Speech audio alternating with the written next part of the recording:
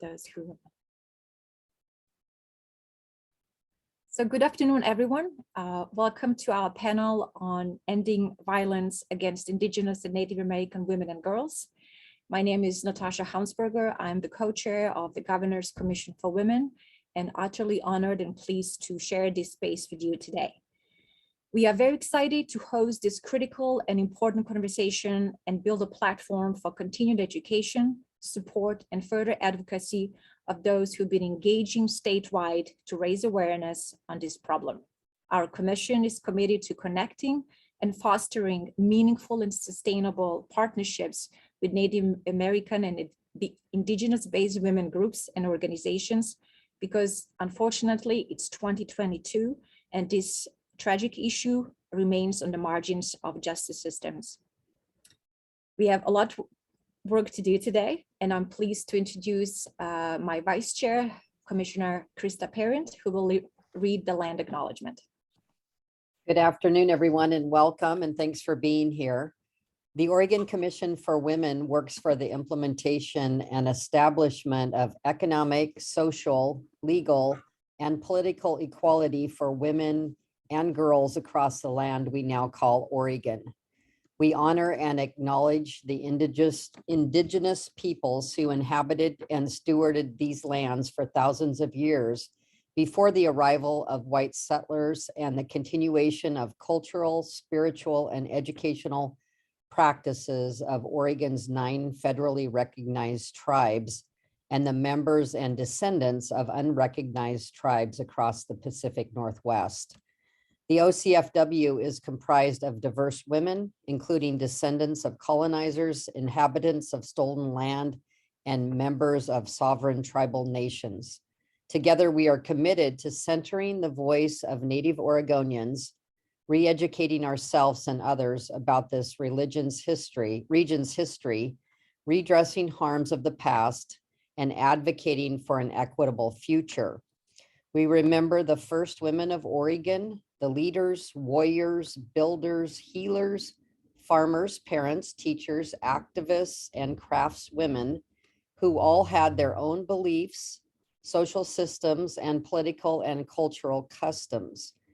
We recognize their vital contributions to Oregon's physical and cultural environment, and we continue to commit to advocating for policy that advances the lives of Native women, girls, Two-Spirit people and their families, and protecting the lands they have stewarded from time immemorial.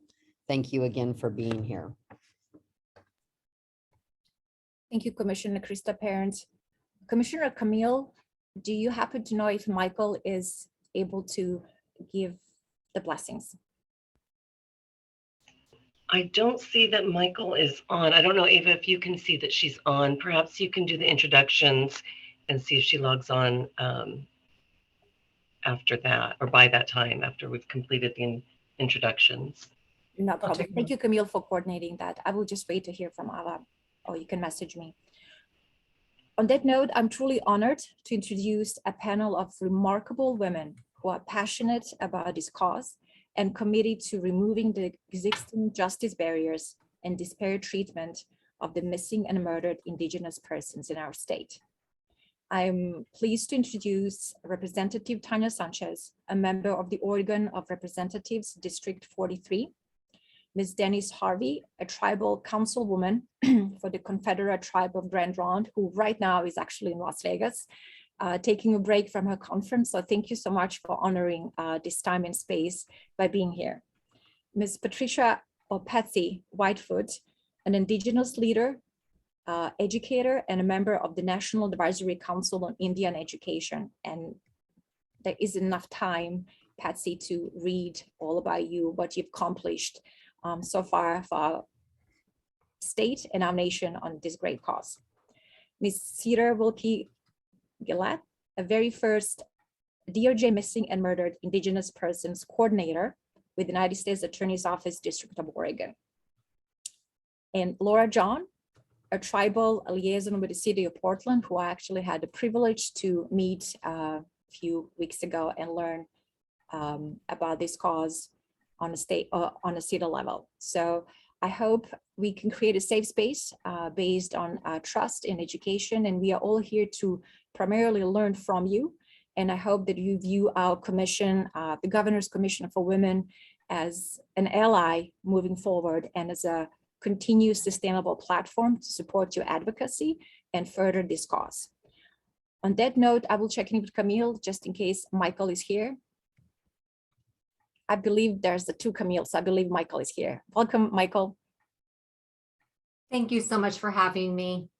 And I am logged on. Camille shared a link with me because I registered and didn't have the link timely and just got out of a meeting. Thank you so much. And I apologize for being a couple minutes late. Thank you, Michael, for being here. We would be honored if you can give us the blessings before we engage with our panelists. Awesome. I would be honored to. If you can stand, if you're able, and I will provide the blessing. Sahali Tai, creator of all things, thank you so much for this opportunity for us to come together today. Each day is a blessing and a gift. May we be just so grateful for it. I ask that you would bless everyone that is in this room, in this Zoom, in this panel, in this session today, and those that are watching. Please bless our future generations, impart us with your wisdom and your knowledge to make good decisions for our people. Keep our elders safe, keep our children safe. I pray for those who are hurting right now. I pray for healing. I lift up those that are hurting and need a loving touch from you, Creator. Remember your beloved children and all of the missing and murdered Indigenous women and children. Be with them, Father. Hear our prayers. I pray for protection of our children and that they always come home safely. Comfort the families and the communities of the missing. I pray that you would heal their broken hearts. Remember your children, Creator. Remember the grandmas, the mothers, the aunties, the sisters, the friends, the people that have been taken needlessly from their families and communities. I pray that they all return home safely. I pray for justice. Help us in this work to remember and better understand the root causes of violence against women and children, and help us to have new insight, fresh wisdom to solve these problems and to have answers. This needs to end. The violence needs to end. Thank you, Creator, for all things that you're doing, seen and unseen. We ask for your wisdom and your peace today. And before I say amen, I would like to pause and just have a moment of peace and silence and reflection for those who are missing.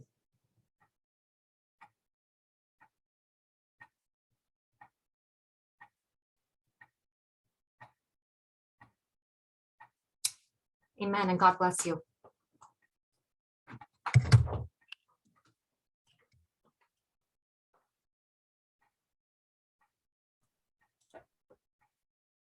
Thank you, Michael, for such a beautiful prayer and beautiful blessings. It was a true honor to be part of your blessings. Thank you. And we hope that you come to our commissions again.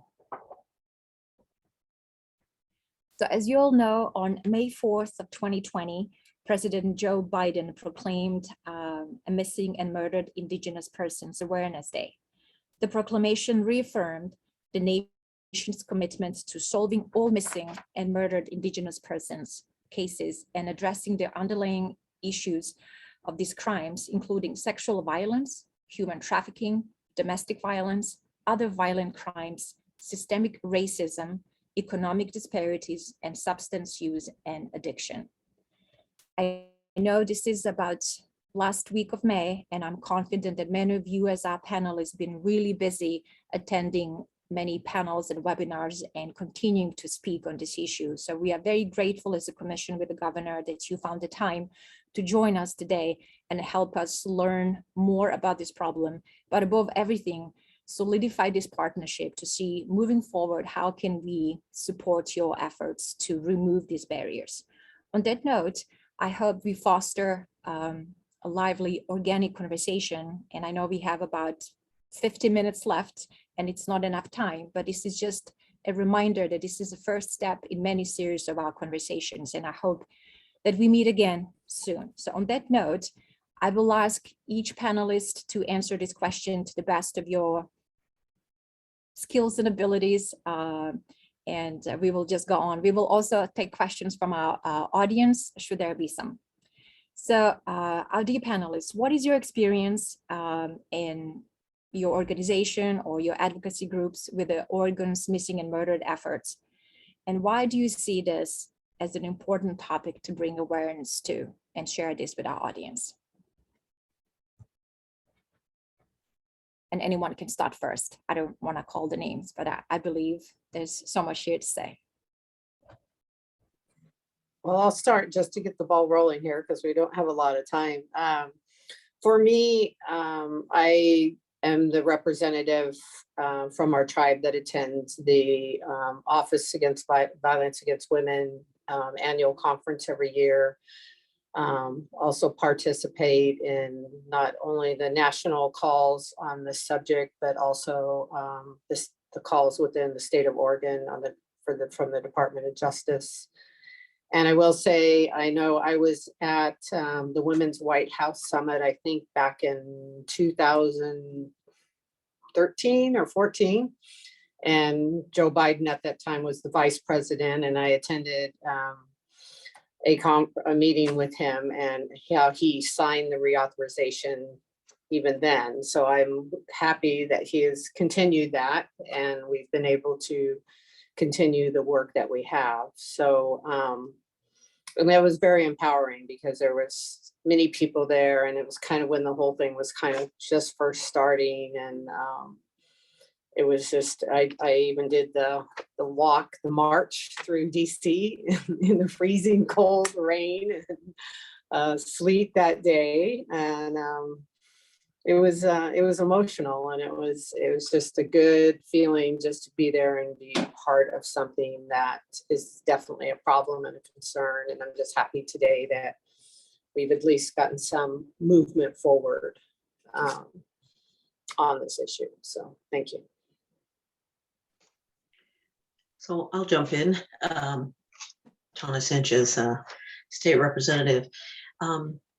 So my experience is actually so much older than my title right now.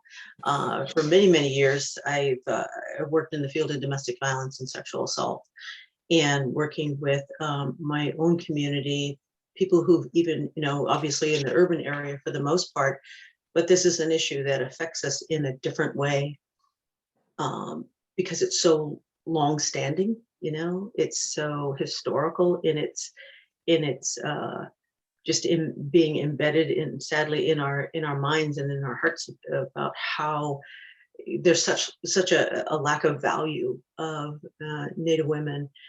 And we look at this way back from historical times where I'll just say it out loud, sadly, Europeans had no value for women in general. And they came here and had less value for us as Indigenous women, as Native women here in this continent. And sadly, through, again, more generationally, things like boarding school, the value was diminished even more. Things like PL 280, the value was even diminished more. And how that sort of permeated our sense of self was just so very, very apparent. And so understanding how that how people responded to it in the field, in particular of domestic violence and sexual assault, and knowing that it took things like VAWA, the VAWA 2013, to actually get us to that place where, we can actually prosecute in some way, or deal with that in some way. And it's only still at this moment in time very, very small that we have that capacity. And so again, that's more historically, why it certainly made sense to me and obviously to everyone else to bring forward legislation to start us on the process of moving forward with having these conversations and opening up the dialogue even more so. And I am by no stretch of the imagination the beginning of any of this. This has been going on for a very long time, and so many of our people have worked on this for a very long time to get us to this place. I just happen to be sitting in the right chair.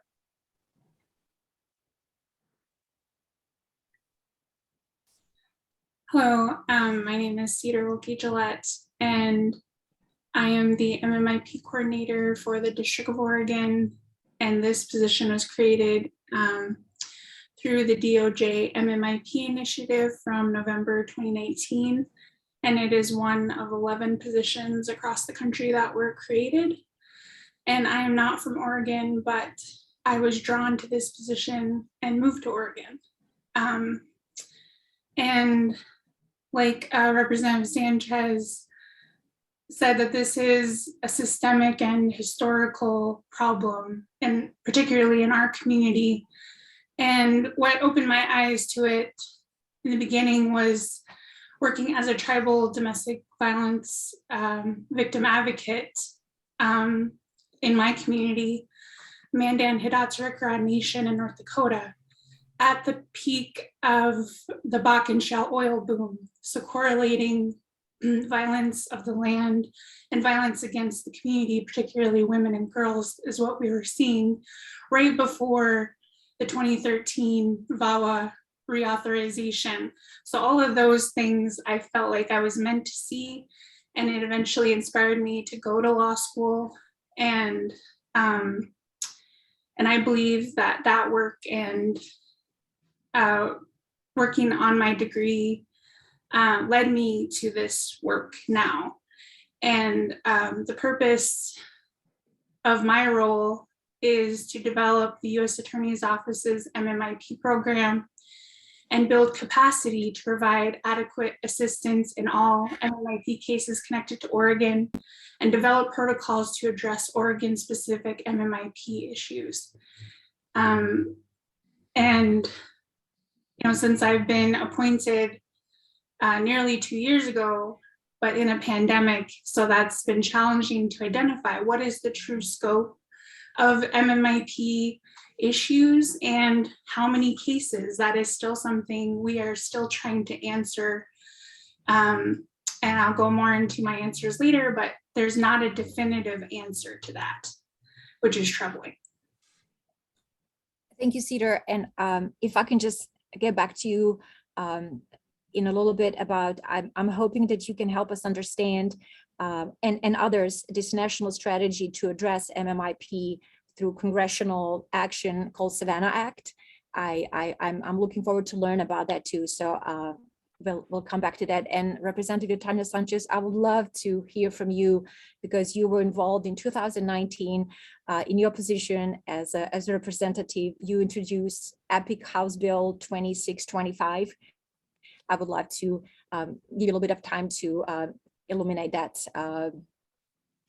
report, and then what next. And sorry, Patsy, I didn't mean to cut you off.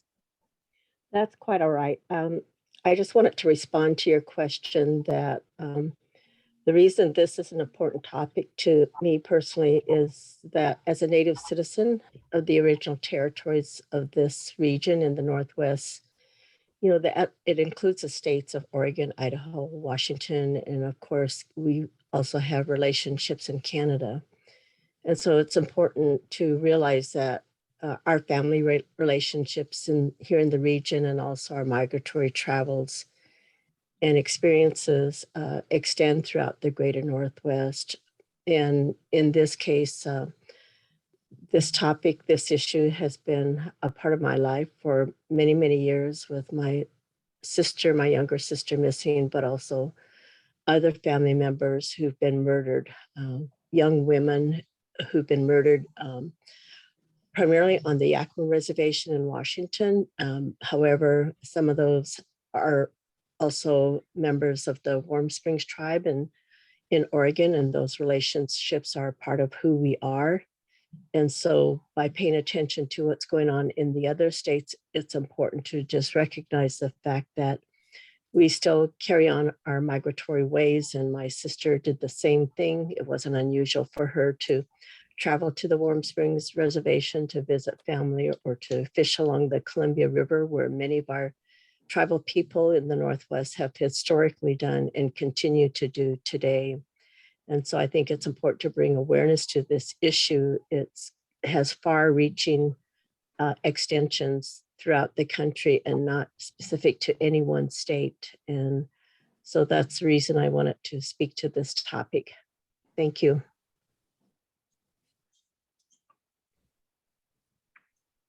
Thank you, Ms. Whitefoot. I did recall seeing Ms. Laura John, but I'm not sure if she's having some technical issues. I will make sure that we recognize her when she reconnects with us.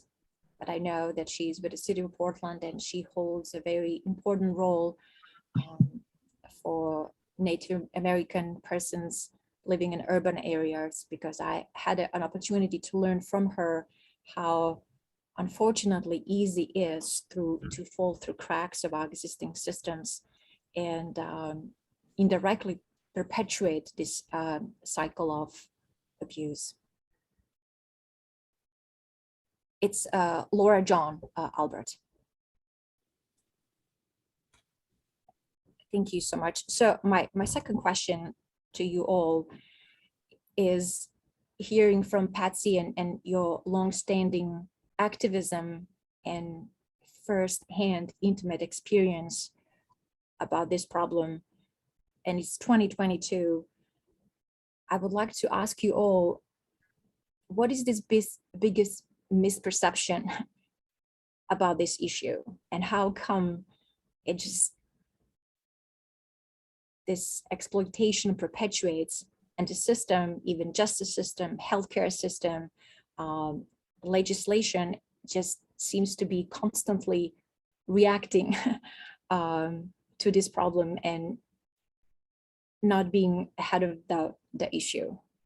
So what are some of these biggest misperceptions, the biggest barriers to reporting and investigations and just being more involved in all spheres of advocacy and governance? I know it's a loaded question, but we can start deconstructing or peeling that onion by layer.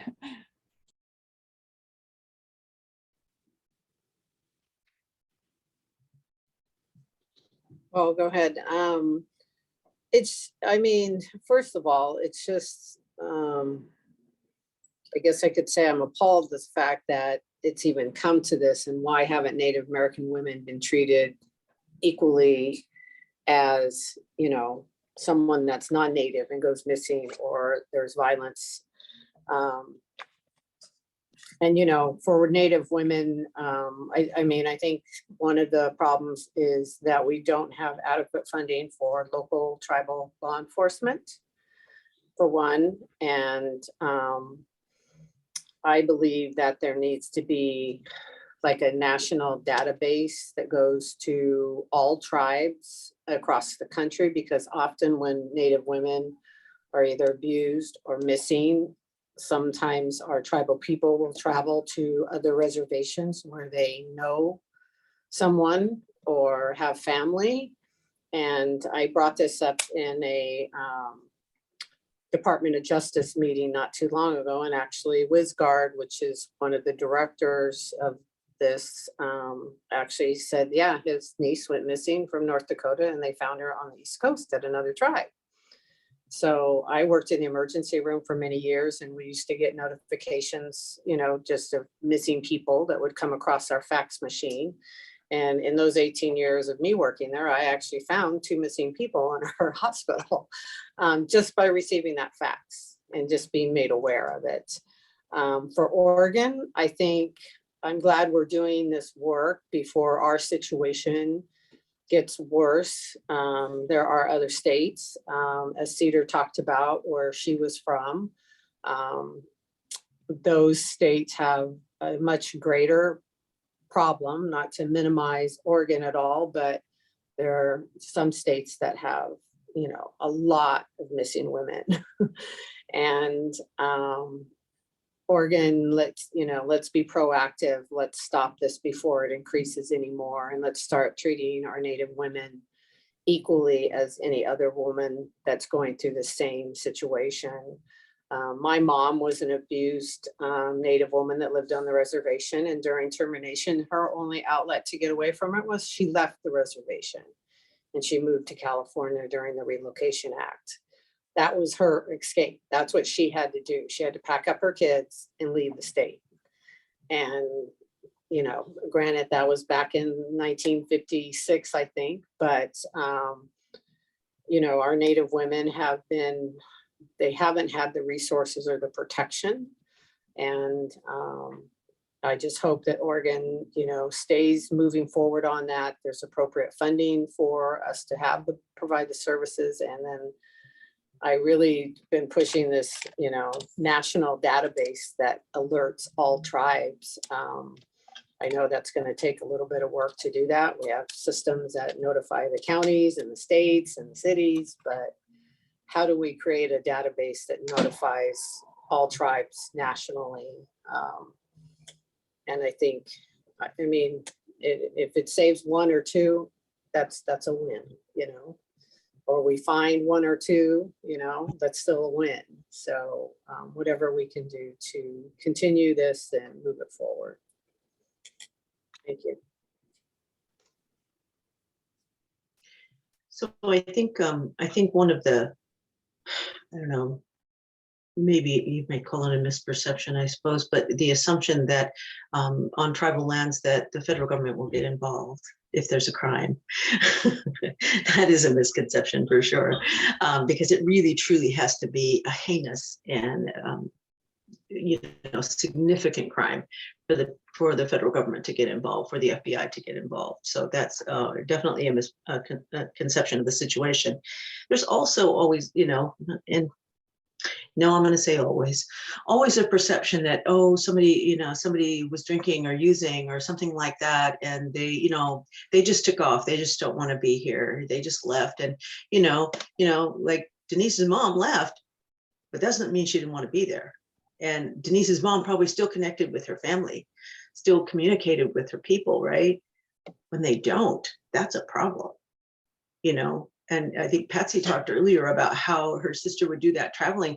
We all did that, you know, back in the day, you know, we all traveled to different reservations, to different lands, you know, we moved around a lot. A lot of our folks are, you know, just like to do that. But that doesn't mean we don't communicate, and that we don't, you know, connect up with other family, that someone can say, oh yeah, I saw so-and-so over, you know, at this powwow or at that event or something like that. That happens. But the misconception is that we have, you know, that we just go missing somehow, and it's not a big deal. It is a big deal. It's a very, very big deal. And the assumption that we're just like, you know, being an adult and getting to do whatever we want to is just not real. We, you know, we still have a requirement to connect with family in some way, shape, or form, because of course, you know, we have grandmas and aunties that are going to be pissed off if they don't hear from us, right? That's the way it works. So.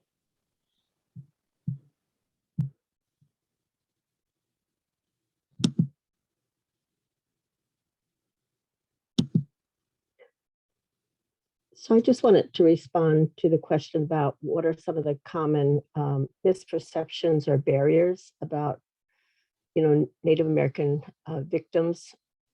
First of all, I guess because I'm an educator and am familiar with what's out there in, you know, in the world and society in general, I've always viewed us as being out of sight, out of mind, meaning that this issue is that we as Indigenous people of this land are basically invisible and absent from the overall dialogue on this issue.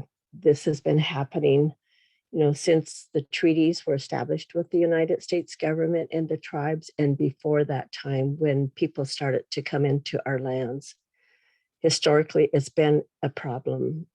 And by saying that we're just invisible, when you take a look at the narrative about Native people, we're not a part of the media. And you look at textbooks, we're not a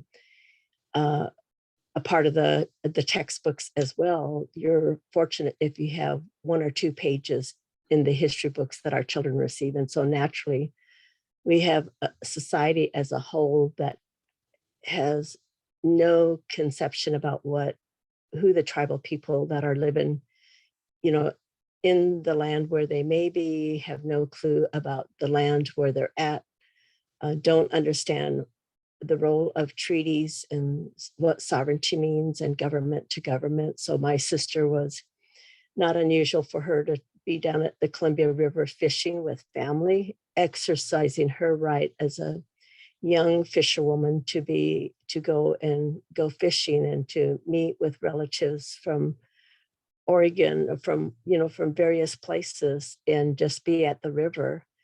And so all of that is important for us to know, but also work through these barriers, not only in the legal system, but also in the educational system, the political system, the justice system. There are so many areas that really need to be addressed in the long term. And it's important to recognize that this is an issue that's not happening just here in Oregon or in the Northwest, but also in Canada, wherever there are Indigenous peoples around the world. This is happening more and more with our young people. And then we talk about sex trafficking. Again, you have the stereotypes about, Native women, Native children. And so all we have to do is take a look at the film industry and see the stereotypes, or look at some of the books that people read about Native people and the women in particular as being, the women who are like Pocahontas that we see in the movie, these glamorous young ladies. And as a matter of fact, it's also been a part of the media as well, that our women have land, and that these, we were called dusty maidens in the newspaper, that had land that could be purchased. And if you married one of them, you would then become enjoined with the woman, and you would share in her fortune. And all of these misperceptions, stereotypes, just racist overtones is a part of our society, unfortunately. And so I just want to be brief about this, but there's so much that's packed into this question. Thank you.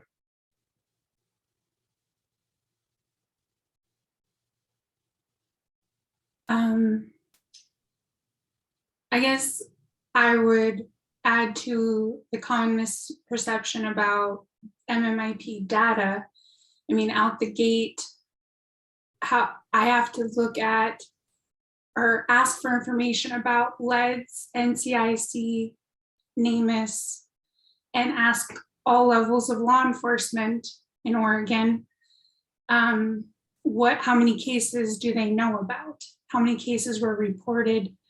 And one of the biggest barriers to know what the true data is racial misclassification. If someone is misclassified as a different race other than Native American, and particularly NCIC and LEDs do not even have a field for listing tribal affiliation. So all of that, added together to just try to identify the person from where they're from, just has this high level of possibility that it's misclassified. So when even someone is identified as American Indian or Alaska Native, I still have to ask the tribe or whoever reported them, like, what tribe are they from? Are they enrolled? Like those kind of questions, just to try to determine, are they from a federally recognized tribe? Or there are also Oregon tribes that have missing or murdered members outside of Oregon. So I can't just ask our law enforcement. If I know about that case, then I try to communicate with law enforcement outside of Oregon who are in charge of those cases. So right now it's hit or miss on how to count everyone connected to Oregon for MMIP cases. And I would say like one of the biggest things is the racial misclassification. Mm-hmm. Thank you, Cedar. I will just explain the acronyms we just used for our non-criminal justice members and audience. What Cedar was talking about is, and I'm glad that Representative Tanya Sanchez raised the data, because often for decision maker, and in particular for policymakers, everybody wants data and evidence-based decision making, because we have to allocate resources to where we know there is a problem. But I'm very happy to have this conversation because that is the problem. We will never get data informed decision making because the process of collecting data is corrupted, needs a lot of improvement, right? So what Cedar was talking about is in state and federal law enforcement, we use crime data or data collection platforms to enter reported incidents, and then annually various organizations provide assessments and reports. So Cedar was using NCIC is National Crime Information Center database, and NAMUS is National Missing and Identified Person Systems database.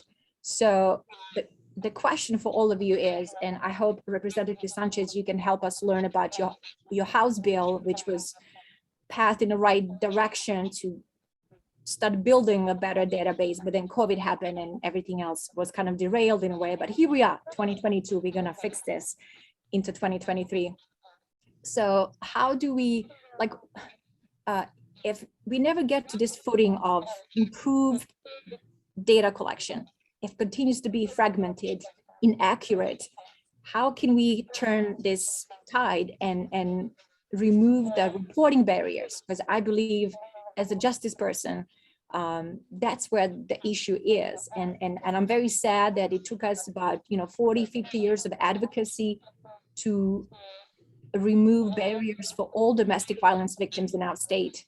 But yet, when it comes to domestic violence occurring on tribal land, impacting our women and girls, it seems like we have a lot more work to do here. So Representative Tanya Sanchez, could you help us learn more about the House bill and that report that OSP issued? Yeah. Thank you.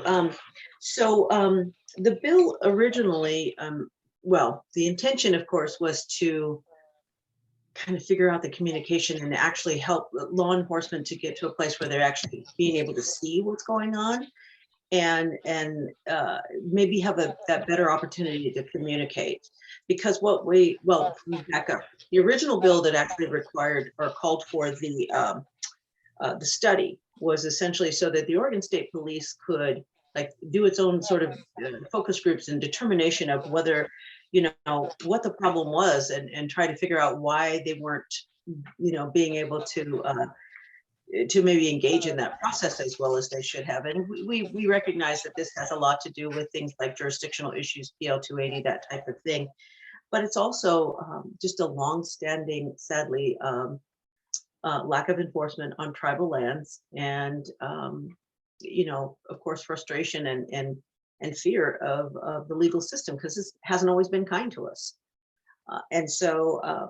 So it was really sad and scary, actually, to watch some of the people who testified in the hearings talk about this issue and talk about having called the state police and the state police telling them it wasn't in their jurisdiction and they couldn't do anything about it.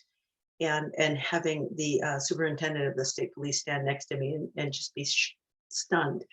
I mean, he supported the bill, but he was stunned to recognize that his own people didn't do anything to help, to support the work that needed to get done, didn't do their job, in essence.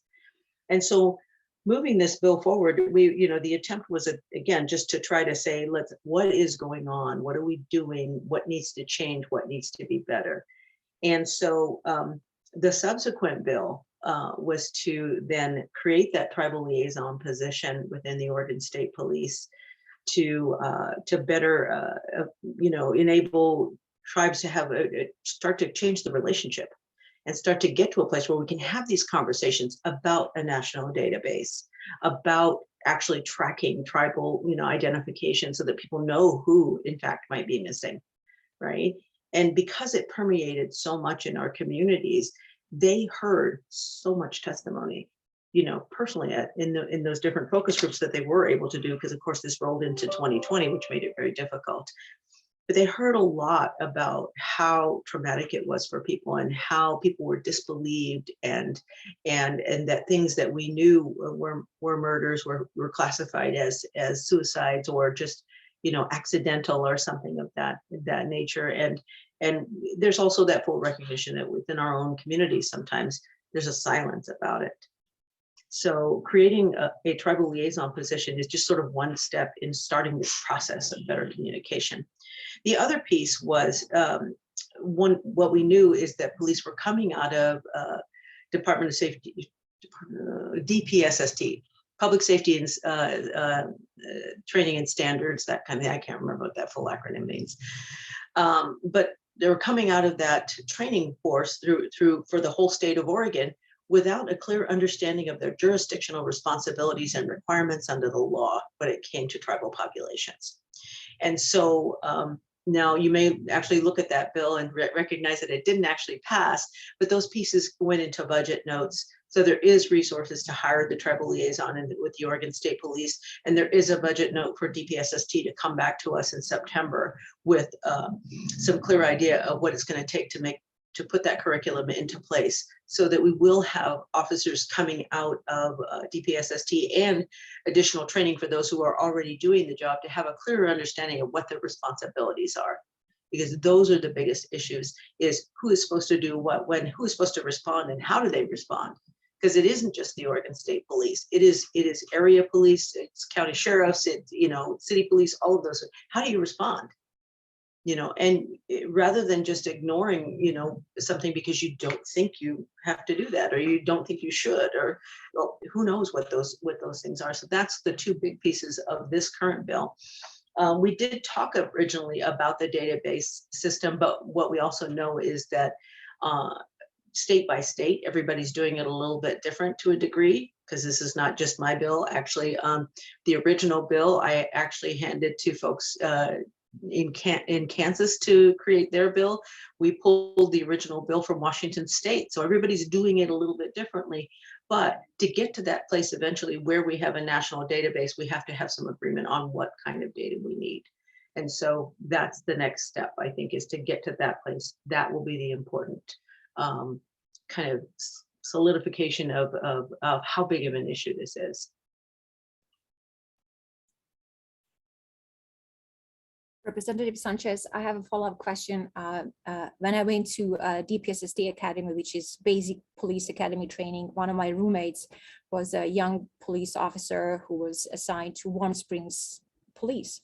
And I have to, because, we're in this honest space, I believe that in a Oregon law enforcement culture, there is this attitude of, I don't want to say ignorance, but just not fully understanding the jurisdictional barriers and authorities, that because of our internal disconnect or lack of clear pathways, I believe that the system in itself causes harm to victims and their families.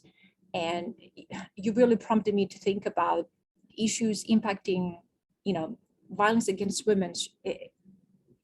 Is so intersectional, right? It's so across all jurisdictions, and to have this kind of archaic conflict between division, different law enforcement divisions and jurisdictions, it just really requires more conversation about removing those barriers. Because at the end of the day, it's 2022, and there's, as a result of George Floyd incident, and there's this national social justice movement in context of public trust in policing, a public trust in law enforcement, put this in a framework of a continuous harm against Native American and Indigenous women, makes me think about how do we, just as participants, earn that trust.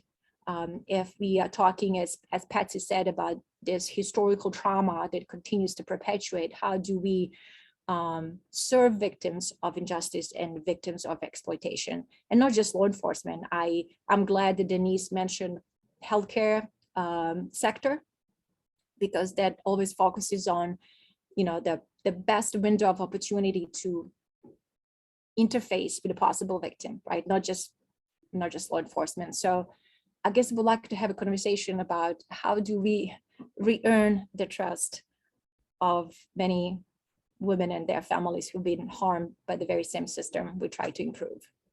I know it's a very loaded question, but I think it's critical to have these conversations, because we can build new systems, but the root cause is that distrust that is in place.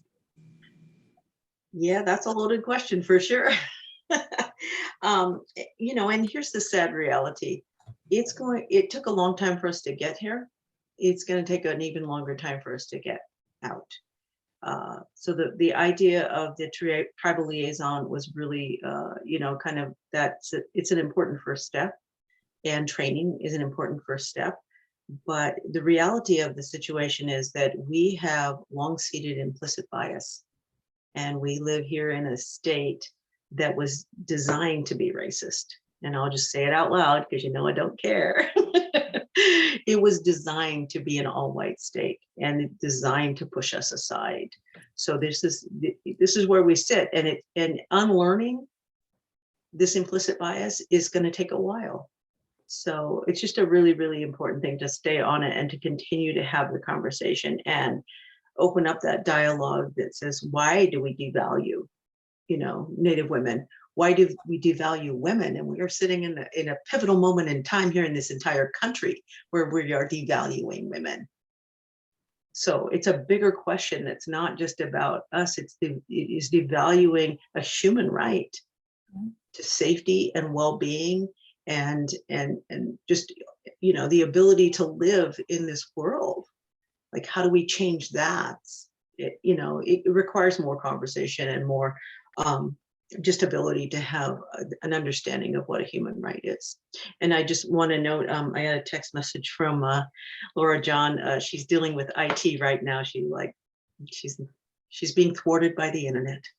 No, you know, Representative Tanya Sanchez, we just have to hold this again pretty soon. So we don't need a month awareness day. This is like every day is awareness commitment to this. Absolutely.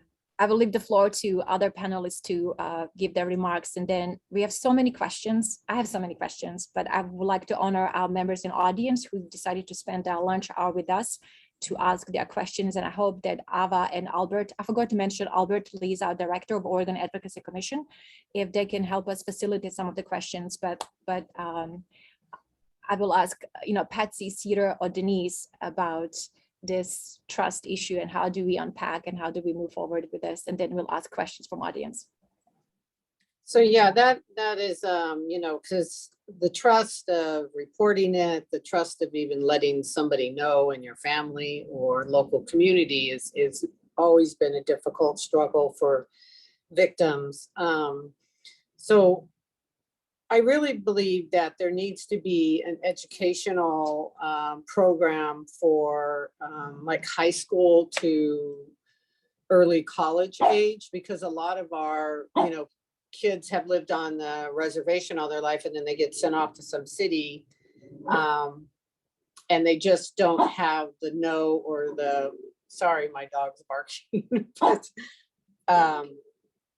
so I think if we start educating our high school age girls to college age and really giving them the statistics, talk to them about the things they need to be made aware of, talk about the system and having trust in reporting it is one area. And then I know I worked with Camille a few years ago on talking about doing having that in your human resource policies, whether there's some type of policy that identifies if somebody is suffering from domestic violence, that they feel okay, that they're not going to lose their job. They can actually come and report it. They don't have to, you know, put the makeup on and hide all the bruises and things like that, that they actually have.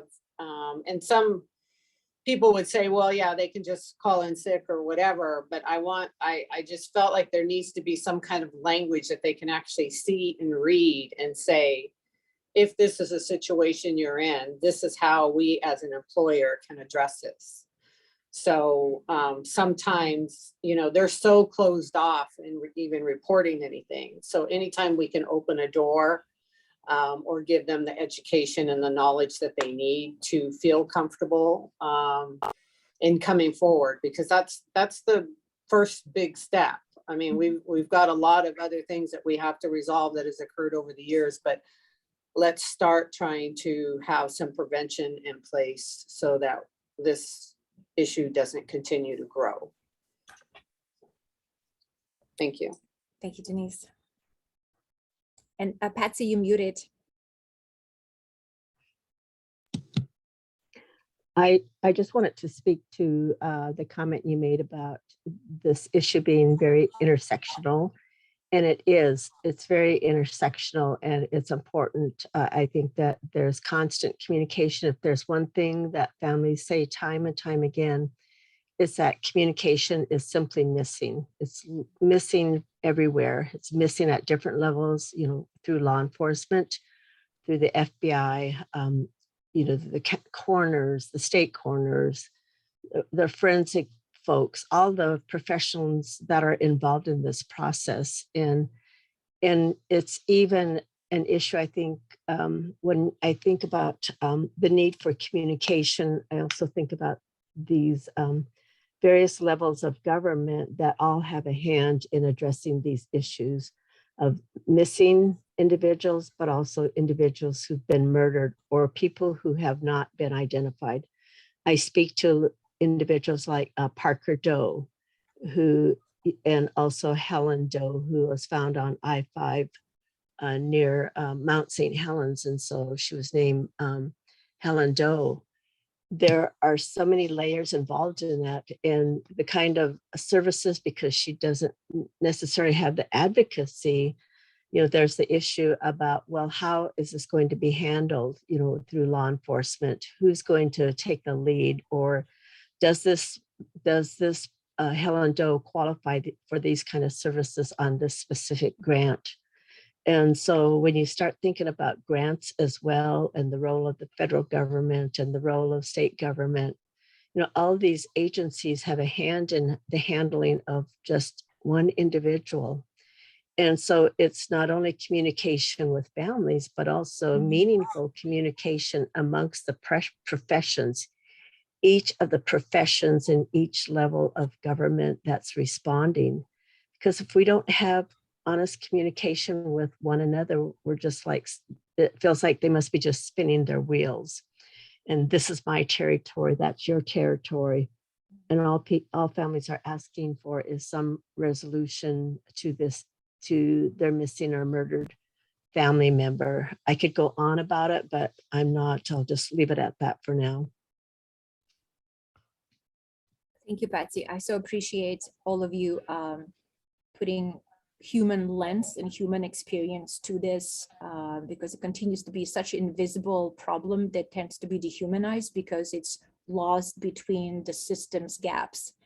And I'm looking forward to maybe reconvening and having more conversation. This is just a rudimentary introduction to a very complex problem. And I know that earlier in March of this year, President Biden authorized the Reauthorization Act of Violence Against Women 2022 that is expanding a repertoire of resources for victims' access to safety and justice. And I would love to meet with you again soon to discuss what is Oregon's plan to expand this and apply and implement this act.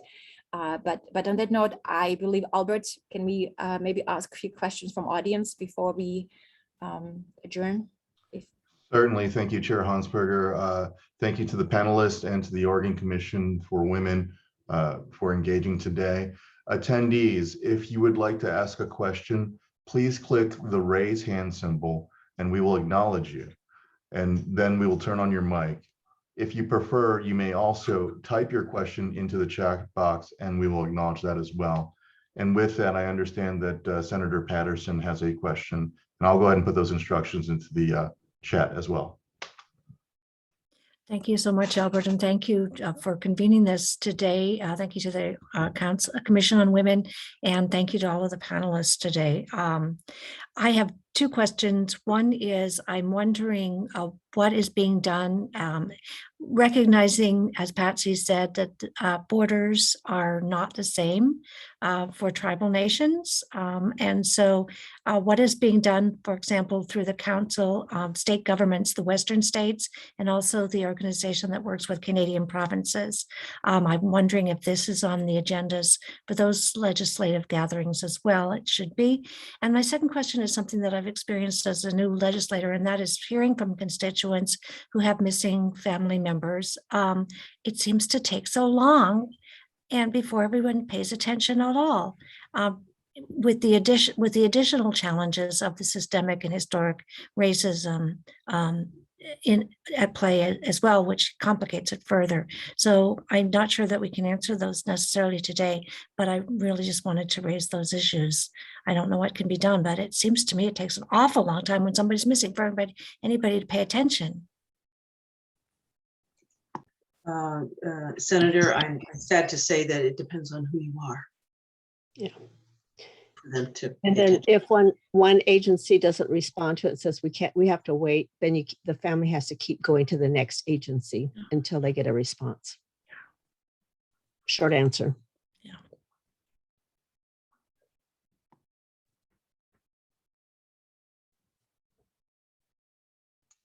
And I'm not sure about the Council of State Governments if this is on their agenda at all or not. It's something we have to look into.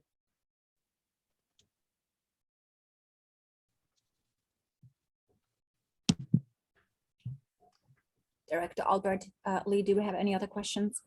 There are no open questions or hands raised at the moment. There have been a couple of comments thanking the panelists for the program.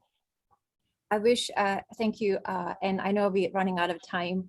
I would like to acknowledge that this is inspiring topic, but I'm also aware that this is a very challenging topic because it centers around ancient historic trauma. And I'm very grateful for all of you to come into this space of vulnerability, sharing your stories and experiences. And I saw one of those, you know, on social media, those little inspirational memes. And I thought it was really appropriate to end our meeting on that as our way to recognize and validate all those unheard stories. So it goes, trauma happens and harms us, but I often wonder if the worst trauma is the second wave, when your story is misbelieved, mistrusted, and maligned. May your story find safe harbor in the presence of people who will honor both your vulnerability and resilience. And I am utterly grateful and humbled and really, really inspired to be in the presence of amazing women and giants in this advocacy arena who continue to give a voice to those who can't be here today. And I feel it's our responsibility to echo from the tallest mountain for all of those who been silenced and oppressed. So I know there's so many members in the audience, because I'm getting text messages that have many questions, and I know that our human trafficking division is in the audience, and we would love to reach out to you individually and build awareness content for all law enforcement, because sex trafficking is so intertwined with domestic violence and tends to be, as Patsy said, just kind of the matter of style or lifestyle, but it's perception and misperception of the mainstream system, and we will change that. So I'm grateful for your time. I will let you all maybe say a final remark, because this is actually all for you and all the women who are not here today. And Michael, thank you for beautiful, beautiful blessing, beautiful prayer.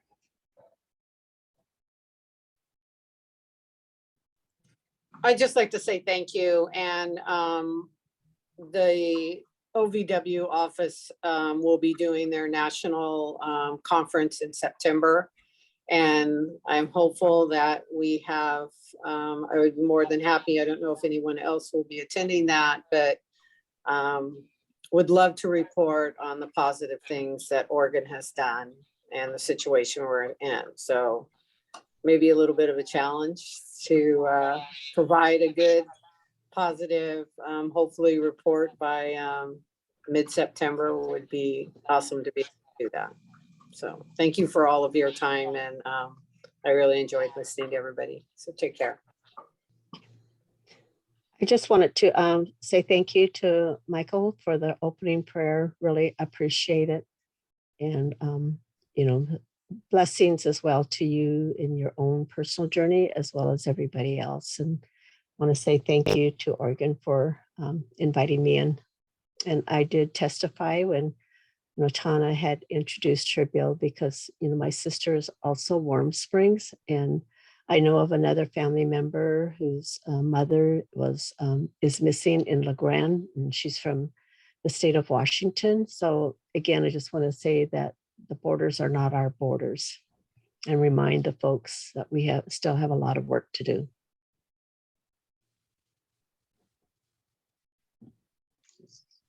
Thank you for your attendance. Those of you who are not sitting here in my view here, thank you for showing up and hearing what people have to say.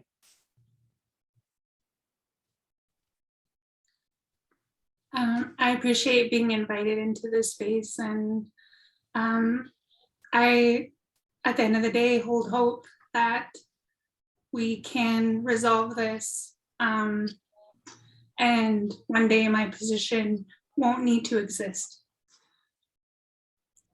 Thank you. Thank you. Thank you all so much. We will stay connected via email, and I hope we meet in person, and then we will share any other information and updates, and looking forward to learning about this with all of you. And on this note, it's Tuesday. And Denise, I just realized you in Vegas, but you have a dog with you, because I guess you brought your dog to Vegas too, which is amazing. Yeah, she travels pretty much everywhere with me. So she was probably excited I got to come back to my hotel room at noon and spend some time with her while I did the conference. So it Well, worked out to her advantage. We wish you a successful conference, and I hope you all have safe and blessed Tuesday. Thank you all. Thank you. Thank you. See, off key, bye-bye.